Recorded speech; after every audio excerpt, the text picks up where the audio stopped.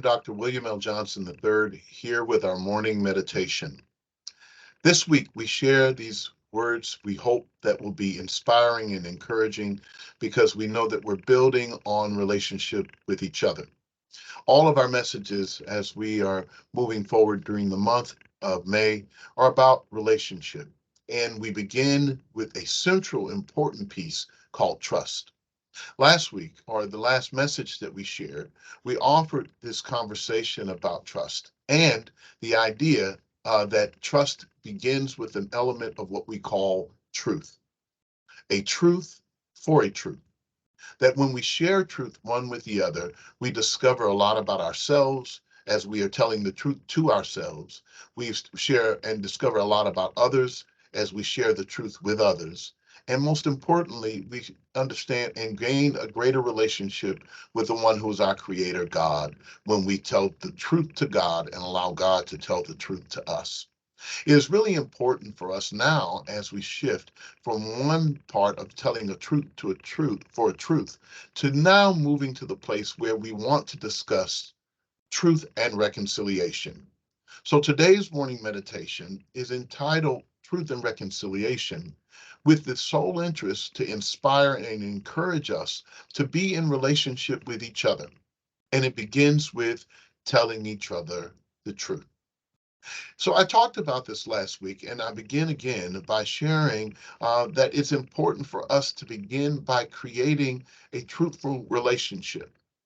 Last week, I had the opportunity to serve as a representative of the National Council of Churches, USA, Churches of Christ, USA, as we convened a table of dialogue with the national synagogues of America. And so that what we discovered in those conversations is this importance for having real, truthful dialogue, one with the other across the board. And there's a wonderful book that I came across that I thought that I would share. It is, and I think it would be meaningful for us that we might think about it more often. It's called, I better remember the author before I kind of share it. It's called Learning from the Germans, Learning from the Germans. And before we close, I'll get the name of the author for that correct before I share it. And I think I'll do that in just a moment. But what I wanted to share with you is that from that conversation and those dialogues, we discovered that it's important to have a truthful dialogue, a truthful conversation about who we are and where we've come, how far we've come. In our parts of that, we discovered around the world there are people who have faced oppression, faced difficulty, been wrong as a collective and sometimes individually, that sometimes we have to now recognize that there are truth and reconciliation commissions that are set up all over the world when there have been places where atrocities have taken place. And so it is that we find ourselves here in a real micro way in how we engage with one another. All of us have experienced betrayal or some type of disappointment or difficulty along the way with someone we trusted or a system that we believed in or those around us that we'd hoped would stand up and live with integrity that may have disappointed us. We have discovered that time and time again. And in order to be reconciled in good relationship with each other, it's important to have truth be the linchpin for how we build a reconciling community. So the definition for truth and reconciliation, most of the writers or those who found themselves in a place where they've shared these messages, here's what it says. Truth and reconciliation means accountability and recognition and the actions taken to make things right. It's important to note that we are not talking about people feeling guilty about something happening, because that is not the purpose. It serves some purpose, but not the ultimate goal of getting people to the place where they can actually make change. It's more important to have responsibility and accountability join with the feelings that we have, because those feelings change over time. In fact, we find ourselves with people who may not be aware that they've even hurt us or didn't intend to do that, or we may not have been aware of how we've hurt other people or didn't intend to do that. And just by virtue of our being in another place or doing another thing, we have created these walls for ourselves that no longer can be penetrated because we have not entered into a real discussion with truth in mind and with reconciliation as the goal. When you want to be reconciled, want to be in a relationship, like our country in this great divide, it requires some real truth and real desire for reconciliation, which means that in doing so, we are creating an environment and a place that is important. And here's what I think about that place. There's a book I read years ago by, I think the last name was Calum. The author shared this. He talked about risking church, and as a minister, I was reading it, but I think the essential points ring out true across the board, no matter what your faith tradition or if you have one or what relationship you have. It says this: we have to create a space, a safe place, a place of safety. And Truth and Reconciliation provides a safe place, a place of safety. So people can know that at the end of the day, their existence is not on the table, that they can really know that they are recognized as a human being that deserves to breathe and exist. And that's important. So, in an environment where we are telling the truth and reconciling, we still have to be able to provide, and that allows for us to provide a safe place, but also a place of wisdom. And by wisdom here, I mean the ability to call into correction those things that are out of order for the whole, and to be able to do so with the lens of history behind us, reminding us of what things we have done and how we've experienced these things before to guide us into a new direction. Truth, then, and reconciliation joined together allow for us to be able to create not only a safe place, but a wise place. Truth and reconciliation then kind of pushes us into this place where it allows for us to move from just being safe and being wise to also being a place where vision can take place, a place of vision. Without the ability to tell the truth, we cannot envision a new future. Without the ability to tell the truth to ourselves, as we talked about last week, tell the truth to others, and tell the truth to God, we cannot envision what life will be like in our future because we've not really reconciled our past. It's important to note that we can run away from it, but the past always has a way of catching up to us. And, it always has a way of biting us when we just figured we were about to make that next step to a new place, or to get by it, or to get over whatever the damage or the trauma or the difficulty may have been. When we have not reconciled with truth, then we find ourselves never being able to move beyond it. But once we have created the space, we create the space for vision. Now, many of us are afraid, many people are afraid of what life will look like if we don't uphold things the way we have them.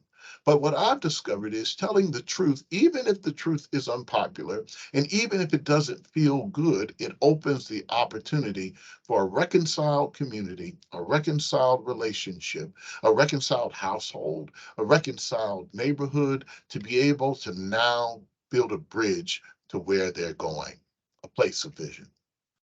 Finally, it's important to have truth married to reconciliation, to not just have a safe place or a place where we can find ourselves enjoying wisdom and understanding and learning from where we've been, a place of vision that was important so we can see where we're going, but also a place of power. Power not in the way that dominates another, not in the way that rules over another, but a way that thinking of power as the fuel for which we can keep on going. Every now and then, you can drive an e-car, and I love the idea of technology fusing itself in the way in which we live. E-cars, cars who are driven by electric, have the ability to kind of keep on going. And they teach us how to manage gasoline as it tries to flow. If you have a hybrid, it is a very great thing to be able to have. But every now and then, as we are trying to move through life, we discover that we run out of gas sometimes, or our power goes low, and it cannot refuel itself on a lie or on falsehood or even in pretension.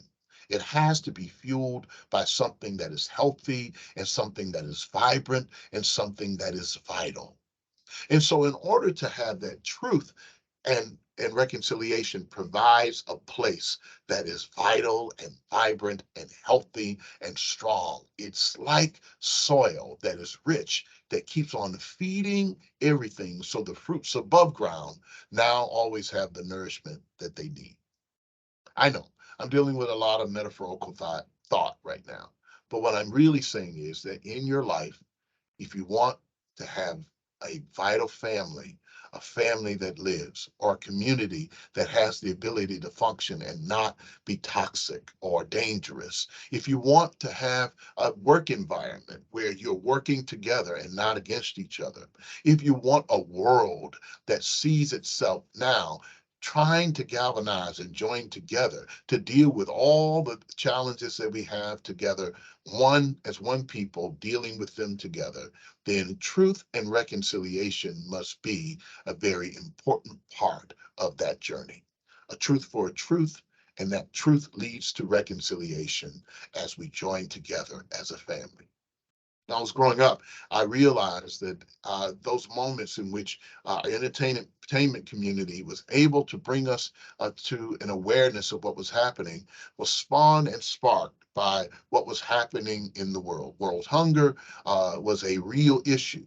And the likes of the late Michael Jackson and so many other stars who now joined together, galvanized under Quincy Jones, came together with this wonderful song, We Are the World.